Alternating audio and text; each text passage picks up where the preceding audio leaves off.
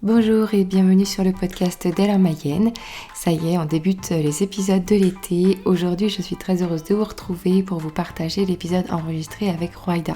Si vous ne connaissez ni Roaïda ni Dealer de Cookies, le titre vous aura peut-être étonné, mais il n'y a pas d'erreur. Roaïda est bien dealeuse de cookies. Mais qu'est-ce que c'est Dealer de Cookies? Je vous l'explique en 2 mots.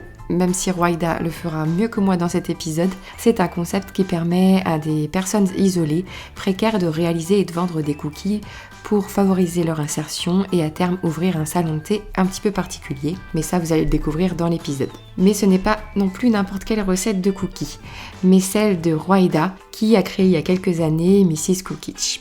Aujourd'hui, Roaïda, qui travaille au Secours Populaire, nous parlera donc de cette initiative, de son travail, de son parcours qui, je trouve, assez incroyable, et puis des valeurs qu'elle partage dans son métier et en dehors. Un grand bravo Roaïda pour tout ce que tu fais, et mes chers auditeurs d'Elle en Mayenne, je n'ai plus qu'à vous dire bonne écoute. Bon, je te redis bonjour Roaïda, mais en vrai, ça fait un moment qu'on est ensemble.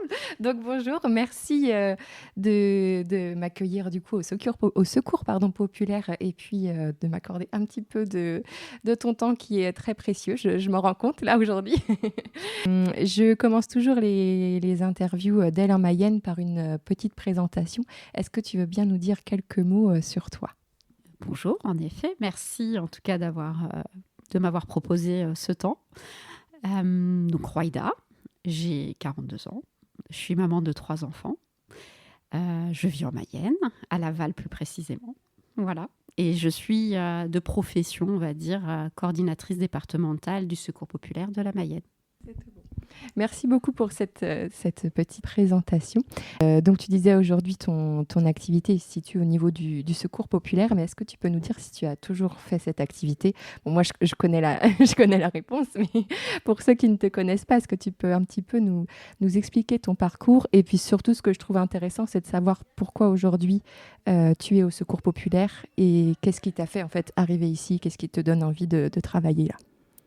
Alors, j'ai eu plusieurs vies. Donc, je suis à la base issue de l'hôtellerie-restauration. Donc, j'ai d'abord travaillé dans les hôtels de luxe avant de basculer à mon propre compte. Suite à une reconversion, je suis partie vers la pâtisserie. Donc, j'ai d'abord eu un salon de thé qu'on appelait Mrs Cookies dans un premier temps. Ensuite, Tea for Two by Mrs Cookies. Et puis, plus ça allait, en fait, plus les projets solidaires prenaient de la place, en tout cas au sein de mon activité. Et c'est vrai que je trouvais pas beaucoup de sens sans.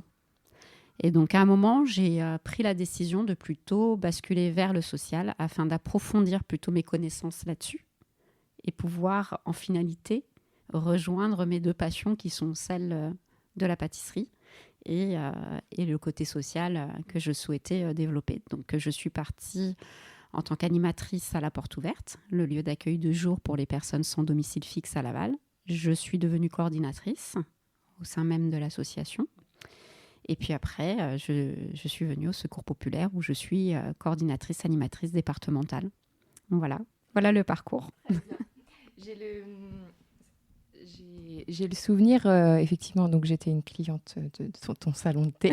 Et je me souviens de ces premiers projets. Alors, tu avais ouvert un frigo où effectivement les gens pouvaient venir déposer de la nourriture. Est-ce que, et j'ai l'impression qu'au début, à ce moment-là, c'était plus la pâtisserie qui était, on va dire, le centre, enfin, ce qui te tenait à cœur. Est-ce que pour toi, il y a eu un déclic à un moment donné ? Qu'est-ce qui a fait que tu t'es plus tourné vers la solidarité, que tu retrouvais un petit peu moins de sens dans dans la pâtisserie? Est-ce que ça a toujours fait partie de toi et à un moment donné ça a pris le dessus, ou est-ce qu'il y a eu un élément un peu déclencheur? Alors, je ne saurais pas répondre comme ça s'il y a vraiment eu un élément. Moi, la solidarité, elle a toujours fait partie de ma vie depuis ma toute jeune enfance. Mon papa est quelqu'un qui a eu on va dire un vécu difficile. Donc, enfant, il a été pupille de la nation. Il a été recueilli dans un pays qui n'était pas le sien. Il a grandi dans la rue. C'est grâce à la solidarité qu'il a pu grandir et évoluer, on va dire, dans le bon sens. Et donc, c'est vrai que nous, à la maison, depuis toute petite, il y a toujours eu cette solidarité. On n'était jamais les 4 à table, on était toujours 10. 4, c'était la famille. Les 5 autres, c'était des inconnus qui avaient pas forcément de quoi manger et on partageait la même table. Et ça, c'est quelque chose qui est toujours resté, en fait. C'était naturel, voilà. Petite, ma mère, elle m'envoyait déposer du lait, du pain le matin avant d'aller à l'école dans certaines maisons. Enfin, nous, on a grandi en Afrique. J'ai eu la chance de pouvoir voyager et être dans d'autres... voir autre chose. Et c'est vrai que nous, ça a toujours été. Ma mère, encore aujourd'hui, est quelqu'un de très engagé dans son pays et à plusieurs associations. Donc, ça a toujours fait partie. Arrivée en France, j'étais avec la Maro du SAMU social sur Paris. Enfin, le monde de la rue, c'est quelque chose dont j'ai toujours été sensible du fait que, il y a une histoire familiale là-dessus. Mais à un moment, comme n'importe quelle personne, je me suis tournée vers moi-même pour me concentrer sur moi et évoluer aussi, à avancer, m'épanouir. Mais cette partie-là avait du mal à s'effacer. Voilà, j'avais du mal à la mettre complètement de côté. Et c'est vrai que plus je grandissais, plus elle revenait. Il y a eu ce temps d'insouciance un petit peu où c'était vraiment là en acte de bénévole. Voilà, dès qu'il fallait se mobiliser, dès qu'il fallait être là, quand c'était ponctuel, faire les maraudes le soir, ça, il n'y avait pas de problème. Mais j'avais ma petite vie à côté. Et après, par contre, plus je grandissais, plus ça revenait. Et plus je me disais, il y a quelque chose à faire. Il y a des choses à faire. Mais je ne me retrouvais pas forcément dans les modèles qui étaient forcément déjà en place dans certaines structures. Et je venais en complément. Voilà, c'est pour ça qu'il y avait ces multiples actions. Ça ne veut pas dire que les modèles qui étaient déjà en place ne sont pas bons, loin de là. C'est-à-dire qu'elles ne peuvent pas tout porter non plus. Et que c'est bien, au lieu de refaire exactement la même chose vu que ça existe déjà, parce que pour moi, ça ne sert à rien de refaire exactement quelque chose qui fonctionne bien et qui existe déjà, c'était de me dire, qu'est-ce que je peux faire de mon côté qui pourrait être en complémentarité avec ça ? Et c'est là où il y a eu plusieurs idées, dont la première qui était faire prendre conscience, parce que je trouvais qu'à Laval, comme c'est une petite ville, qu'on n'a pas vraiment beaucoup, tant mieux, il n'y a pas beaucoup de personnes dans la rue, très visibles, comme on peut voir des fois dans des grandes villes. Et ça, tant mieux, ça veut dire qu'au moins le tissu associatif sur Laval est bon. Et qu'il y a de très bons professionnels également et de très bons bénévoles. Ça veut aussi dire tout ça, qu'il y a beaucoup de structures qui sont en place. C'est très beau de pouvoir se dire que dans notre ville, malheureusement, il y a de la précarité, moins visible, mais il y a aussi un beau tissu associatif qui permet tout ça. Et donc, c'est là où je me suis dit, qu'est-ce que je peux faire pour apporter ma part, mais tout en étant complémentaire, pas refaire ce qui se fait déjà. Et le Noël solidaire est né, parce qu'il n'y avait rien à Noël. Et là, l'idée, c'était de faire prendre conscience au public, au grand public, que oui, même à Laval, il y a de la précarité. Et pas forcément que des sans domicile fixe, de la précarité aussi, dans des personnes qui ont des maisons, mais qui ne peuvent pas, ils sont mal logés, ils sont en précarité énergétique, ils ont des fois les murs, ils n'ont pas l'électricité ou pas le gaz. Enfin voilà, c'était de prendre conscience de tout ça. Et la première chose qui pour moi est la première précarité est celle du lien. On n'avait pas beaucoup de liens les uns envers les autres. Les associations entre nous, on se connaît très bien. Les bénévoles qui sont déjà dans ces assos, c'est un petit peu de l'entre-soi. On se connaît tous, on partage des actions. Mais le grand public, tant qu'on n'a pas été forcément touché, des fois, on n'y pense pas ou on ne va pas vers. On est souvent alpagué dans les grandes surfaces pour les collectes, les choses comme ça. Des fois, on est même là, on voit les gens qui essayent de trouver des petites techniques du téléphone, fausses conversations téléphoniques. On les repère. Maintenant, on a des détecteurs maintenant. Mais voilà, et c'était pas ça en fait l'idée. C'était pas de dire, on sait que tout le monde peine aujourd'hui. On sait que c'est pas facile. Et pour tout le monde, même pour des personnes qui ont des CDI, enfin, on le sait. Et voilà, c'était tout ça. Et je me disais, il faut trouver d'autres moyens de pouvoir aider des gens qui, des fois, ne peuvent pas être non plus inscrits dans des lieux où on peut venir chercher un panier repas parce qu'ils dépassent certains seuils et que pourtant, ils ne vivent pas bien. Et c'est là où le frigo solidaire est arrivé. Voilà. Et en fait, ça a été une réaction comme ça. Au fur et à mesure que je faisais une action, Je prenais conscience aussi de certaines difficultés parce que l'idée, c'est pas de juste faire pour eux, c'est faire avec eux. Parce que ces actions, elles ont été menées avec des gens qui étaient dans ces situations-là pour mieux répondre. Et c'était aussi de faire pour qu'il y ait quelque chose derrière, qui a un vrai impact social, en fait, dans les deux sens. Et c'est comme ça qu'au fur et à mesure, avec des discussions, avec du partage, avec plein de choses, que d'autres actions voyaient le jour, en fait, tout simplement. Voilà. J'espère que je suis assez claire. Oui, oui. Jusqu'au jour où, du coup, tu as eu à un moment donné, il y a eu certainement eu un moment où, du coup, le solidaire a pris le pas sur ton activité et ces valeurs-là ont pris le dessus. Comment est-ce que toi, tu t'y retrouves aujourd'hui avec le Secours populaire et pour qu'on comprenne aussi, je pense que ça peut être l'occasion de parler du Secours populaire et de vos actions ici. Donc, toi, qu'est-ce que tu y fais et qu'est-ce que l'association aussi permet sur le département, sur Laval? Alors, moi, ça a pris le dessus, on va dire, quand je voyais des personnes qui avaient forcément envie de mes produits, pouvaient payer, mais pas la somme exacte de ce produit. Et là, ça commençait vraiment à me rendre malade parce que je ne concevais pas que quelqu'un ne puisse pas consommer de façon, entre guillemets, normale, parce que ce n'était pas un produit de luxe non plus. Hein. Je ne dis pas, bien sûr, que c'est normal qu'il y ait des tarifs. Nous, on avait des charges. C'était les loyers, enfin les flux, tout ce qu'une boutique a à payer, hein, les salaires, et qu'on ne pouvait pas faire autrement, qu'on essayait d'être au plus juste pour que tout le monde s'y retrouve, mais que ça rendait quand même inaccessible à une certaine population. Et moi, je ne trouvais pas ça normal que de voir certains enfants qui avaient juste envie de manger un cookie comme n'importe quel autre enfant, dont les miens, hein, et ne pouvaient pas à 20 centimes près. Donc, j'étais très mauvaise commerçante, je leur faisais, prends-le à 1 euro, quoi. Enfin, voilà, c'était un peu ça. Et puis, c'était, vas-y, prends-en un deuxième. Voilà, celui-là, je te l'offre. Les clients, du coup, qui rentraient dans la boutique et qui ne pouvaient pas forcément se payer au prix juste, osaient te le demander, ou c'est peut-être parce que c'était des gens que tu connaissais autrement? Parce que c'est vrai que c'est aussi une démarche qui peut être compliquée de dire, je rentre dans ce lieu, mais je ne sais pas si je vais avoir les moyens de me payer à manger ou de payer un cookie à mon enfant, quoi. Ça fait mal aussi, quoi. Tout à fait. Et c'est pour ça, je suis pas pour la gratuité de tout. Dans la vie, rien n'est gratuit, malheureusement. Et puis, c'est une forme de dignité aussi de payer. Les gens sont très fiers de payer. Donc, c'était pas l'idée de dire « moi, je suis le bisounours du coin, je veux que tout le monde soit heureux, distribué. » Non, non, non. C'était pas du tout ça. C'était juste de réussir à trouver un modèle où les personnes pouvaient consommer dans un milieu ordinaire, mais quelque chose qui était possible pour eux à leur... je ne sais pas comment formuler ça, mais qui puissent consommer dans un milieu ordinaire avec leurs moyens. Et c'est pour ça que les prix libres, pour moi, c'est une vraie justice sociale, mais on ne peut pas l'appliquer forcément quand on a un commerce. Je pense qu'un commerce classique, c'est très difficile, alors que pour une association, c'est un peu plus facile, parce que notre but premier n'est pas de faire du chiffre, mais de créer du lien.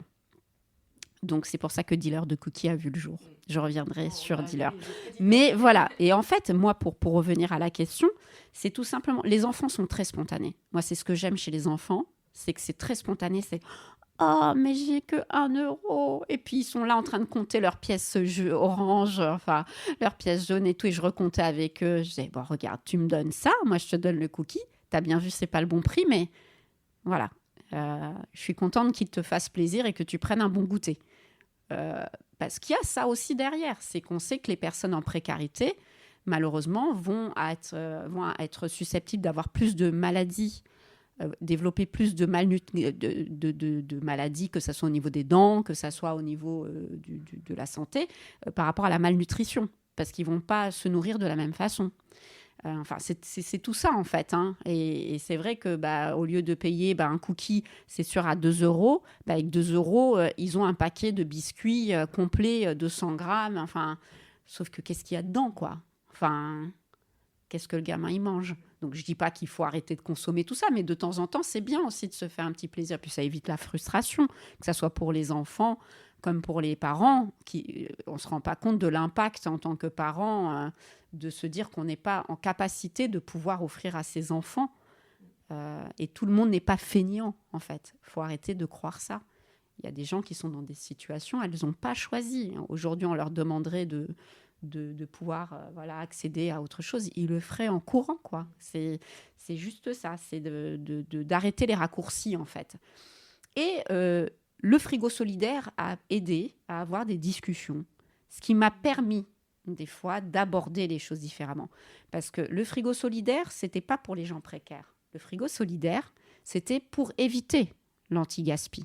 C'était pour éviter que les aliments partent à la poubelle. Donc, tout le monde pouvait accéder. Une priorité, bien sûr, était aux personnes précaires. C'était tout de suite mieux. Mais n'importe qui, moi, pouvait rentrer dans le salon de thé, pousser la porte, prendre, parce que l'idée, c'était juste que ça parte pas à la poubelle. Et ça a permis, dans un premier temps, de faire le geste en se disant, c'est juste de l'anti-gaspi. Donc, au niveau dignité, morale, enfin... Sauf qu'au fur et à mesure, on se voit, on apprend à se connaître, et puis on discute, et puis des fois, on discute autour d'un café, autour d'un biscuit, Et c'est là que ça s'est créé. Donc, à côté de ça, moi, je faisais les suspendus. J'avais la soupe suspendue. J'avais en fait l'addition feel good. C'est-à-dire que quelqu'un pouvait donner, si à la caisse, elle me disait feel good, je rajoutais 50 centimes, ce qui me permettait, moi, grâce à cette cagnotte, de pouvoir offrir une soupe, un sandwich, un biscuit, n'importe quoi qu'il y avait dans le salon de thé, à une personne qui ne pouvait pas. Et en fait, ça a permis, comme ça, d'avoir des discussions, de créer du lien et de se rendre compte qu'il y avait beaucoup, beaucoup de personnes qui ne pouvaient pas, en fait, consommer dans un commerce, on va dire, ordinaire, et qui pourtant voulaient payer. Ne pouvaient pas juste payer le prix qu'on demandait. Okay. Voilà. Pour faire court.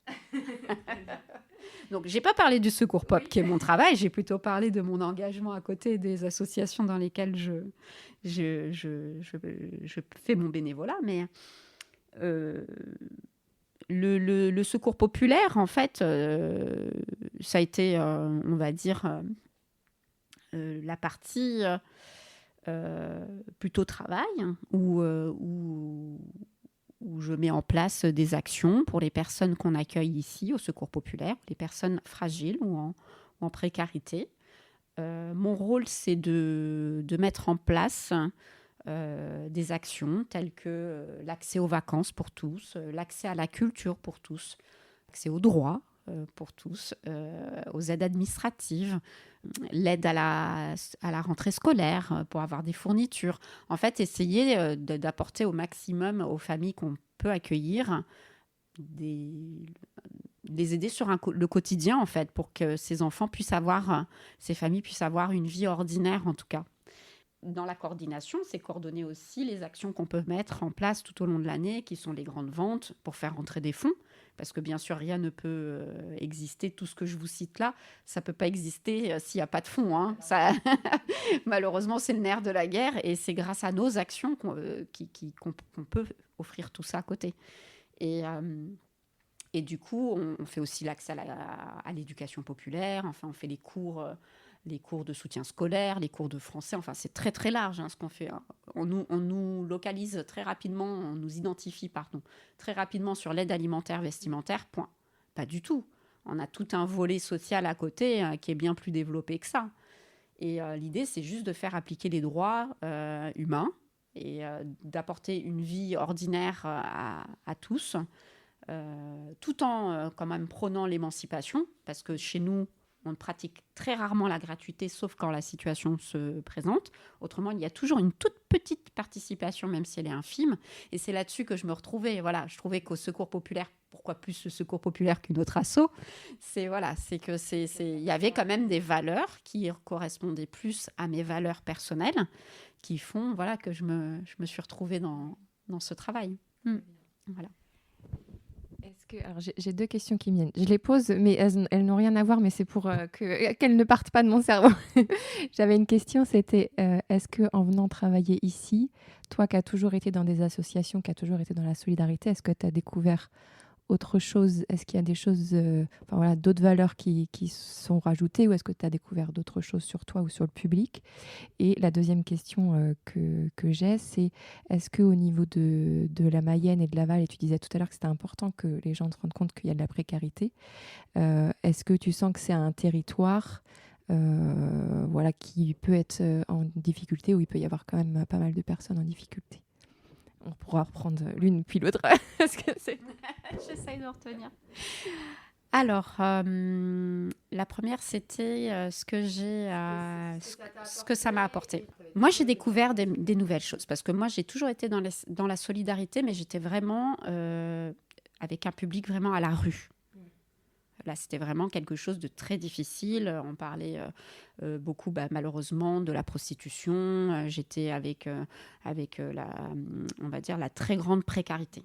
Là, c'était prostitution, problème d'addiction, de deal, enfin, de tout ce qui peut toucher la très grande précarité. Je ne dis pas que c'est que ça, hein, loin de là. Hein, je ne stigmatise pas du tout, mais ça en fait partie, malheureusement.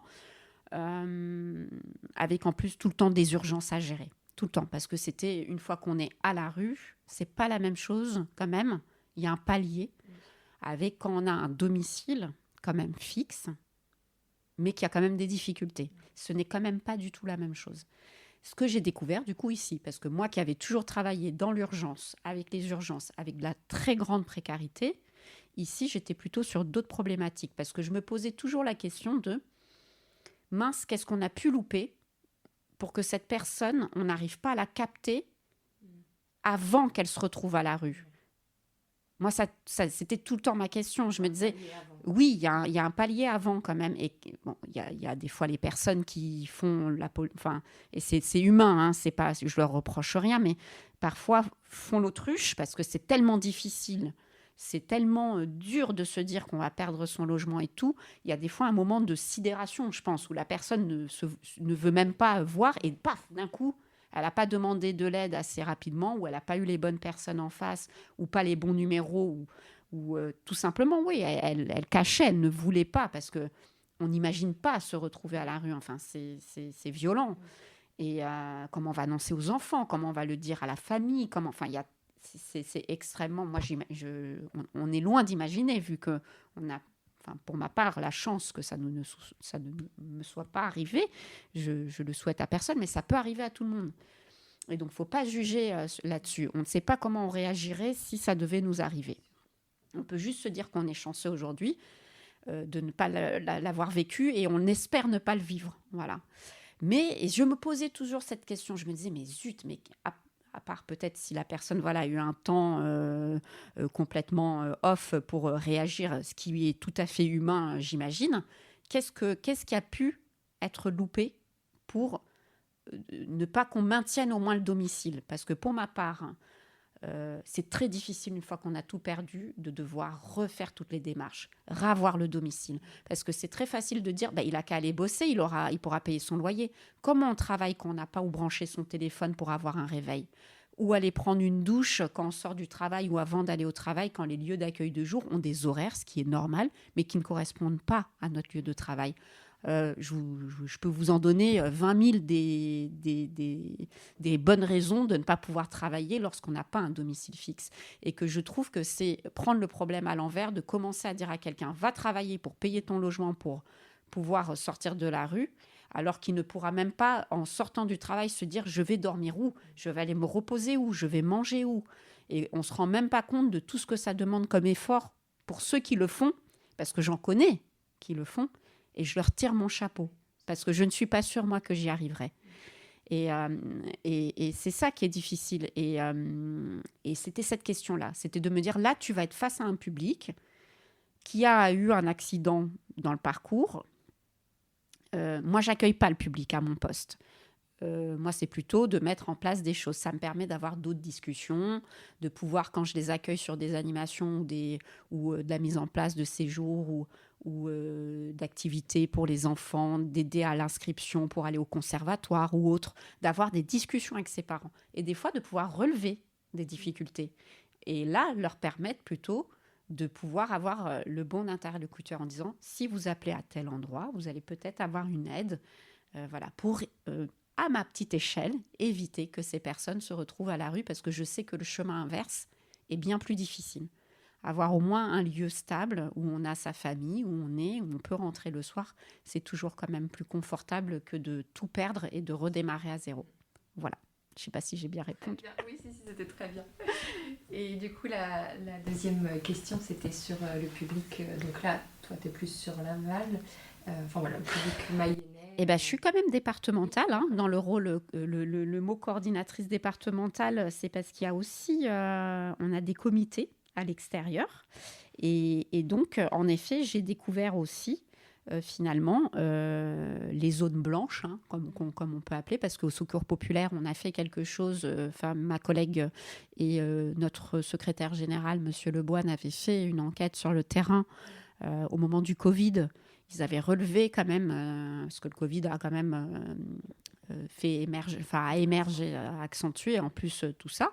Et en effet, nous, on exerce dans ces zones blanches avec le travail où on part une fois par semaine dans le Nord-Mayenne et du côté aussi d'Ambrières, de Wassau, où on part faire de la distribution alimentaire. Et donc, pendant cette distribution, on essaye de relever aussi certaines difficultés pour pouvoir orienter les personnes. Et on se rend compte clairement que finalement, à Laval, c'est ce que je vous disais, le tissu associatif, il est là.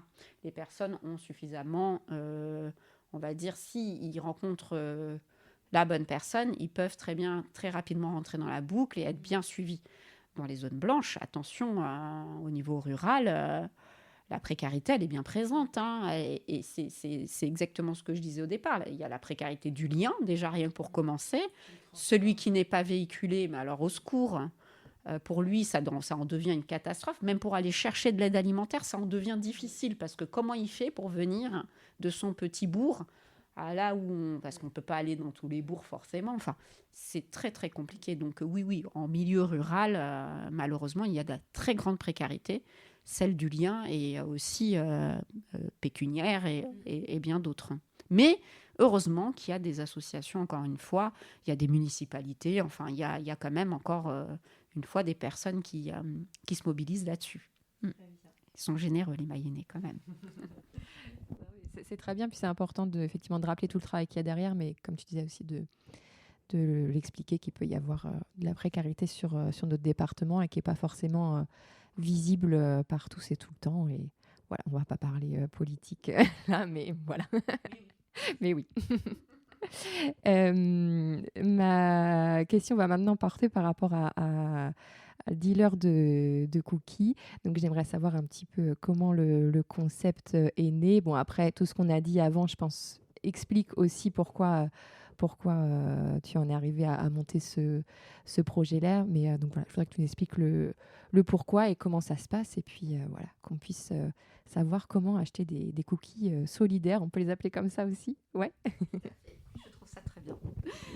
Et donc, dealer de cookies. Donc ça, c'est le petit bébé, notre dernier petit bébé. Comment c'est né ? Alors, quand j'ai arrêté le salon de thé, l'idée, c'était de continuer à travailler à côté, continuer à réfléchir à une manière qui pouvait me correspondre et en même temps apporter quelque chose qui n'était pas existant sur le territoire et de venir en complémentarité aux associations. Donc ça demande quand même du temps parce que le tissu associatif, encore une fois, est bien mobilisé ici, donc il y a de belles initiatives. Et en même temps, tout en me disant, ça ne sert à rien que j'aille chercher quelque chose que je ne sais pas faire, autant faire quelque chose que je maîtrise. À peu près. À peu près. J'avais quand même pas bossé 11 ans sur une recette, la pauvre, pour qu'elle reste enterrée quelque part. Bon, comme on me disait qu'ils étaient très bons, je les vendais. Ils n'auraient pas été bons, je les aurais mangés.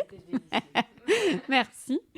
Donc du coup, quand je faisais des actions, je voyais bien que les gens prenaient du plaisir. Et puis ça, je ne l'ai pas inventé. La cuisine, c'est fédérateur. Voilà.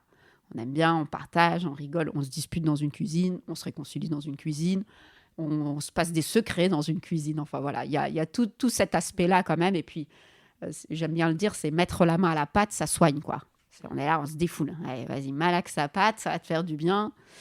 Et c'était voilà, partir de quelque chose comme ça. Et en même temps, c'est un métier qui apporte beaucoup de rigueur. C'est un métier qui demande aussi certaines choses qui ne sont pas inaccessibles, mais qui vont demander quand même ce travail d'équipe, de maillon, d'être important pour quelqu'un d'autre, de compter, de se dire qu'on compte pour quelqu'un. Sinon, ça ne peut pas se faire. Voilà. Il y avait tout plein de valeurs en fait, derrière qui me plaisaient et que j'avais envie de garder. Et on s'est dit, c'est plutôt mon conjoint qui m'a dit, quand même, c'est dommage d'avoir cette recette de cookies et des compétences et de les laisser comme ça. Je disais, bon, ouais, mais bon, attends, il y a peut-être autre chose, quoi. Et c'est né, ouais, quasiment, ça devait être en 2021. On s'est dit, je ne sais plus comment exactement, on a commencé à en parler, à se dire on va faire des cookies pour voilà, créer du lien, casser les codes. C'était d'abord entre nous, juste pour se retrouver. Voilà, c'était post-Covid. Et puis plus ça allait, plus les gens me disaient ben ouais, mais tu vois, nous, faire juste des actions ponctuelles, c'est vrai que c'est chouette et tout, mais on aimerait bien quelque chose de fixe. Royda, tu n'as pas une idée de quelque chose où on est sûr, où on pourrait venir ou... Et c'est là où j'ai commencé à beaucoup réfléchir et que est née cette idée. Voilà. C'est mon conjoint qui a trouvé le nom parce que j'étais en train de me dire, mais attends, on vend des cookies sur un trottoir, enfin, avec des mecs qui ont des têtes de dealers. Enfin, chez les gens, ils vont jamais oser venir nous voir quand même. Hein. Je sais pas. Hein. Je dis, toi, enfin, je sais pas si vous voyez quand même nos têtes, quoi. C'est flippant quand même. Donc, bien sûr, en rigolant. Et c'est là où il a dit, alors pourquoi on va chercher plus loin? On est des dealers. On a des têtes de dealers. On est des dealers de cookies, quoi. C'est tout. Et c'est vrai que bon. Derrière tout ça, il y avait aussi une histoire avec un petit jeune, voilà, qui était super courageux et qui n'avait pas eu la chance de pouvoir montrer ses compétences autrement qu'à travers du deal, parce que, voilà, pour plusieurs raisons. Et c'était vrai qu'il y a eu beaucoup de choses, en fait, qui ont enclenché ces idées-là, parce que, pour revenir sur ce jeune-là, c'était un gamin qui était adorable et qui avait un bagou d'enfer. J'avais jamais vu un meilleur vendeur que lui. Et je lui dis un jour, je lui dis, putain, c'est quand même du gâchis, quoi. Je vais pas te faire une leçon sur ce que tu fais, tu sais déjà.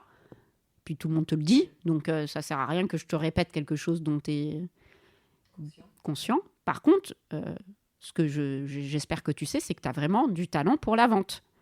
Il nous faisait des trucs, c'était juste délirant, quoi. Non, pas pour les bonnes raisons. Mais c'était quand même beaucoup d'imagination, de compétences, mais pas pas dans le bon domaine. Et il me dit, mais tu te rends pas compte quand tu as mon prénom, quand tu viens du quartier d'où je viens, quand tu n'as pas d'autre moyen que de te payer des joggings parce que c'est toi forcément qui achètes tes vêtements et que le code social dans le monde dans lequel tu vis, c'est pas le pantalon et le t-shirt, et que tes parents t'ont pas forcément dit, parce que ça fait pas partie forcément de certains... Enfin, voilà, il m'a énuméré pas mal de choses où j'ai pris une petite claque en me disant, c'est vrai, il m'a dit, tu sais pas combien de fois je suis allée me présenter. Pourtant, j'avais un jogging propre, je m'étais bien habillée, pour ma part, je me suis bien présentée, mais sur mon CV, c'était les quartiers, mon prénom, voilà, connoté. J'étais, même si mon jogging était propre, c'était un jogging quand même. Et qu'on m'a dit non. Alors que je sais, oui. Je sais que... Et parce que j'aime ça, en plus, j'aime faire de la vente.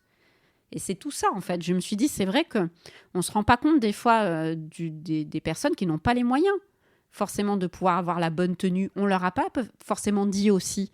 Et quelle est la bonne tenue? Et est-ce qu'il faut vraiment une bonne tenue? Est-ce qu'on n'a pas aussi à s'adapter un petit peu aussi au monde dans lequel on vit? Les jeunes aussi ont leur identité. Et c'est pas forcément mauvais. Il n'y a pas que du mauvais chez les jeunes.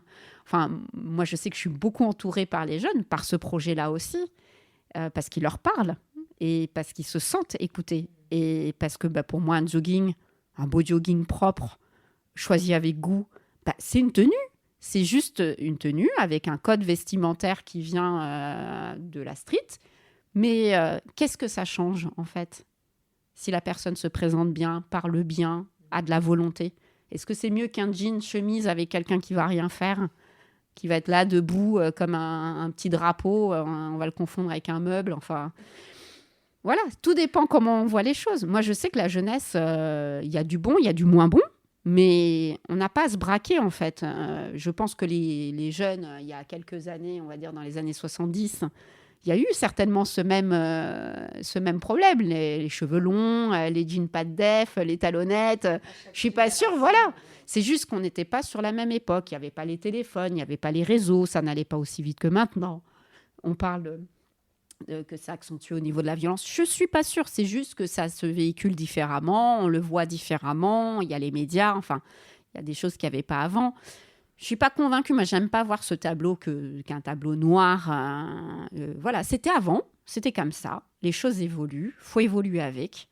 Et dealer de cookies, c'est un peu ça, c'est de se dire, voilà où on en est, voilà l'époque à laquelle on vit, qu'est-ce qu'on peut faire maintenant, aujourd'hui, pour rentrer dans cette époque et pouvoir apporter quelque chose.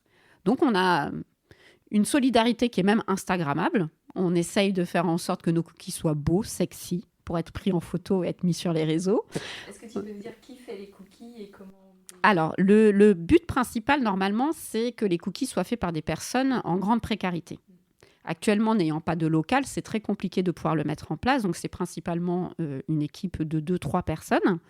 Dans l'attente qu'on ait des locaux. Il n'y a uniquement que quand on a de très grosses commandes où on part en maison de quartier, qu'on demande en mise à disposition, on peut être plus nombreux. Donc pour l'instant, c'est que le noyau solide qui le fait dans le but de récolter des fonds, de faire parler du projet pour pouvoir avoir le lieu et pouvoir l'offrir et l'ouvrir à d'autres. Donc le but premier actuellement, c'est de créer ce salon de thé où là, le but principal n'est pas de vendre, mais de créer du lien, de pouvoir capter du public, d'avoir un lieu fixe où les dealers pourront être présents, pour qu'il y ait 2 choses dans ce lieu-là. La partie salon de thé, ouvert à tous, en création de liens en priorité et non pas de commerce, où le prix libre sera pratiqué. On ne sera pas forcément ouvert aux mêmes horaires que les commerçants. On n'est pas commerçant, on est une association. Et à côté de ça, par contre, la fabrique à cookies. Dans le salon de thé, tout le monde pourra être bénévole. Vous avez envie d'être bénévole, vous êtes la bienvenue. C'est un salon de thé associatif où on met en avant les talents locaux, où on met en avant l'accès à la culture pour tous à travers certaines choses, des informations. Enfin, ça sera un lieu culturel, ouvert, enfin, un salon de thé associatif, comme on peut trouver partout. Mais à côté de ça, la fabrique à cookies, elle, par contre, sera vraiment réservée uniquement aux personnes précaires. Dans des situations précaires ou pas, parce que c'est vrai qu'il faut que je fasse attention à ça. En tout cas, et en grande exclusion. Aux jeunes qui ne trouvent pas non plus leur place dans la société, qui n'arrivent pas à se trouver, enfin voilà, les jeunes des quartiers, enfin, ça sera tout ça qui sera mis en avant dans cet endroit-là. Donc 2 choses complètement différentes au même lieu, avec l'envie de casser certains codes au niveau de l'image qu'on peut avoir du monde de la rue. Quand je dis la rue, c'est pas que les sans domicile fixe, c'est vraiment tout ce qui touche à la rue.